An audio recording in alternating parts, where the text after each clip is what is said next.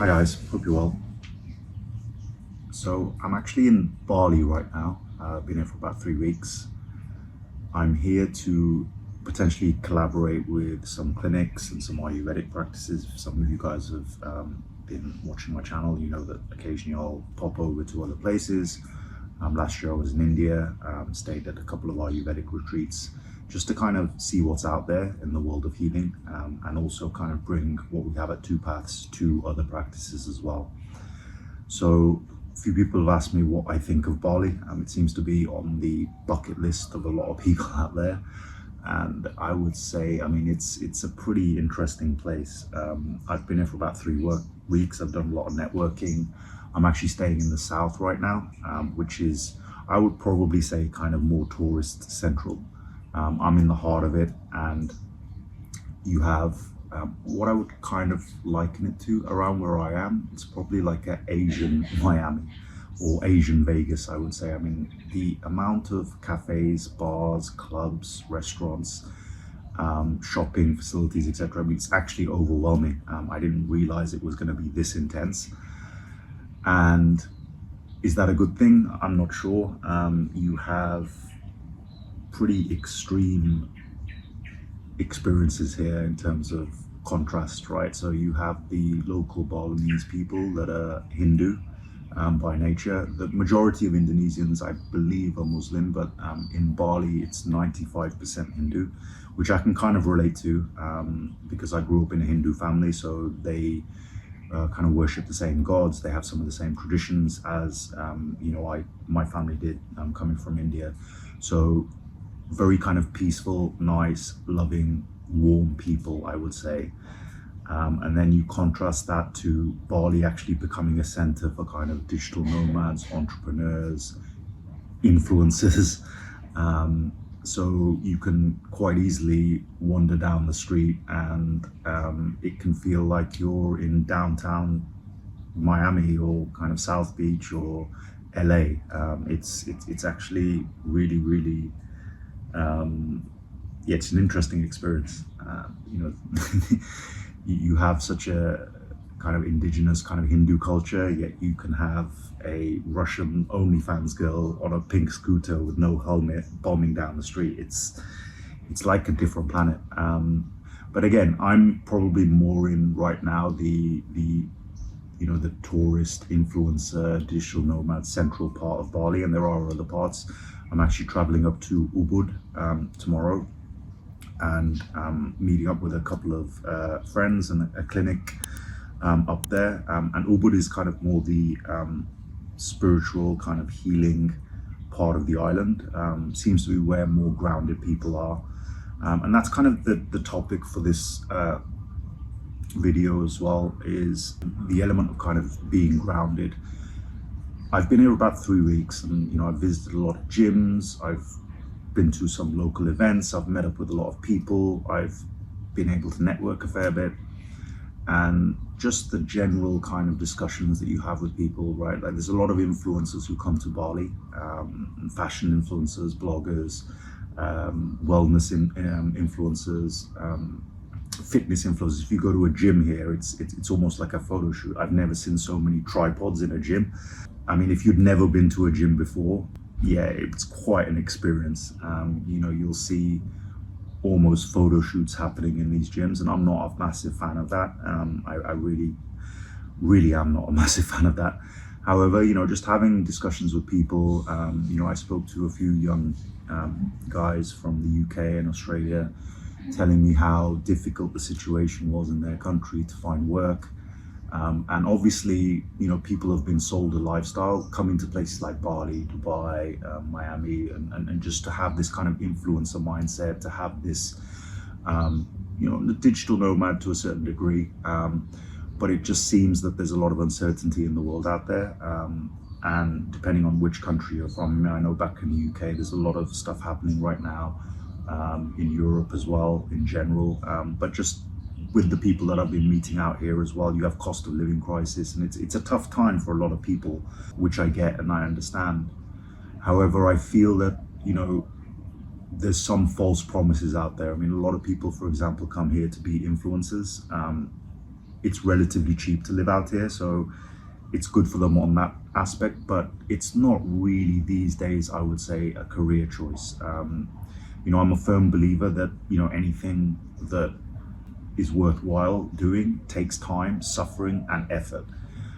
If you're being influenced by somebody who's telling you that, you can have a great life, you just need to do this, and this is how you make easy money, I would be a little bit suspicious of that. And you see that kind of lost energy in people out here. People are kind of faking it till they make it a little bit. Not everybody, right? I mean, these just the limited conversations that I've had with a lot of people out here. I would say a lot of it is because people are adverse to suffering, right? Like they don't want to put the hard yards in to learn a skill. I mean, I spoke to a kid from the UK and I was giving him some advice. He just started a YouTube channel about health and wellness, and it was more kind of on the bodybuilding aspect of him. And I said to him, look, how much money are you making from that? And he said, well, not much, but like enough to live in Bali. And for me, that was not the right thing to be doing. I mean, it's got a limited shelf life, right? Like if you don't really have a plan, it can only go so far. Plus you have the advent of AI influencers now, which I think is going to eradicate the whole influencer market. Not totally, but if you think about it, people now have started to kind of rebel. You even have an anti-influencer movement that I've seen even here. The local government, they're getting really annoyed with certain influencers who are going out into nature and desecrating their kind of sacred grounds by just doing stupid shit like videos and whatnot. It's obviously driving the prices up for locals here. This is like a common theme. I used to live in Barcelona, and similar thing happened there is when you get a lot of foreign investment, it can be good for a while, but eventually the dangers of that is you start pushing out the indigenous population and they start to suffer. And you see that aspects of that here. So there is kind of almost like an anti-influencer movement happening here as well, which I'm probably more a fan of, because I really don't think you need 3,000 people out there telling you how to do a bicep curl, right? Like, I just don't think you need that, especially when a lot of these influencers that I've seen out here are on steroids. So, it's a weird world we live in. It's just crazy. Like coming out here, like as a Hindu kind of country, just seeing what I see. But it's fun at the same time. It's just very, very interesting. And I've met really good people here as well. People who are just genuine, who have come out here to start a business or have come out here to, check out the culture and just to travel as well. So you do get aspects of everything. I just think, as I said, like if you're young and you watch my videos, there's a lot of material out there, of how to get rich quick, how to follow your favorite influencer, how to sell, unsustainable brands, all this kind of stuff. And it's promising a lifestyle that I assure you is fake, right? Because I see a lot of these guys out here and to the world, they are portraying this like fancy, extravagant lifestyle, but they live 4 or 5 to a house here. The reality is very different. So, always be very careful about who you're trusting on YouTube, including me. Be skeptical. Always be skeptical of people who are portraying a certain type of lifestyle, for sure. I think if you're young, and this is what I was saying to, some of the guys that I spoke to in the various places that I've been hanging out, is, learning a skill, a trade, etc.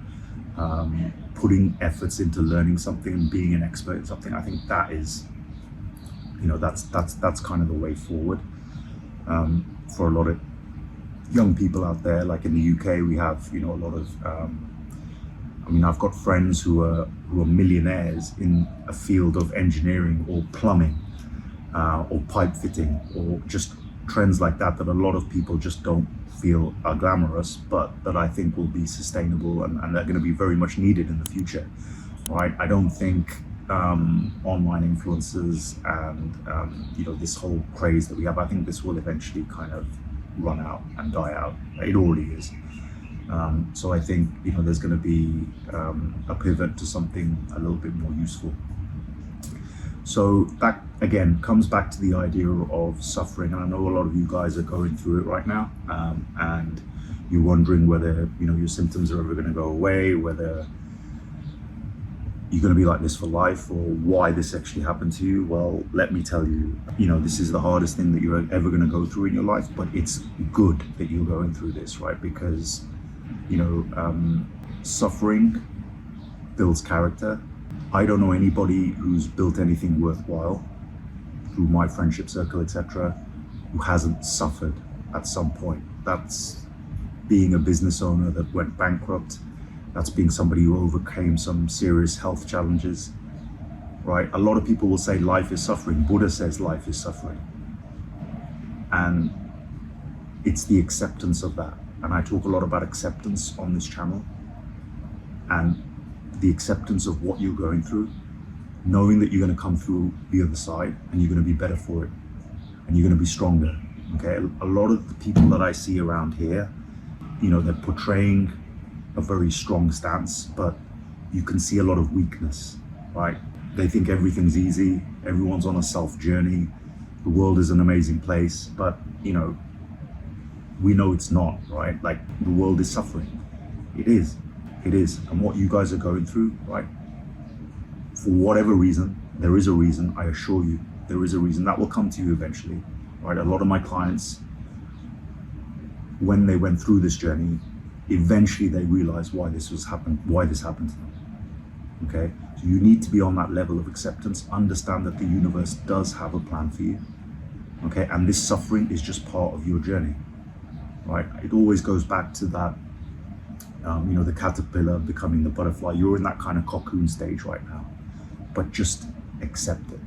You have to accept it, right? You can't get frustrated with the plan that the universe has for you. Okay, and you've got to know that when you come out the other side, you're going to be so strong. And we need strong people in this world right now, because what I see is a lot of weak people who are not made for hard times. And hard times are coming, and they're here.